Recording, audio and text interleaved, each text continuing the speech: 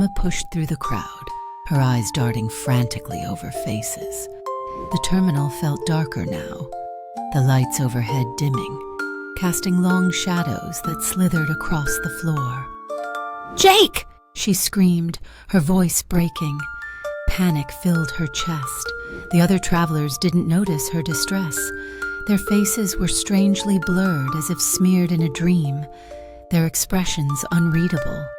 Some walked with stiff, mechanical strides, while others seemed to hover just slightly off the ground. Emma's legs felt heavy as the air thickened around her. She stumbled toward the information desk, her breath coming in shallow gasps. The clerk behind the counter turned to face her, but his eyes were dark, and his smile broad. "I lost my son," Emma stammered, her voice quivering. "Have you seen a little boy? He's 7, brown hair, blue coat." The clerk tilted his head, his grin stretching wider. "No children here," he said, his voice a low, hollow echo. "He was just here." The clerk blinked, and when Emma looked again, he was gone.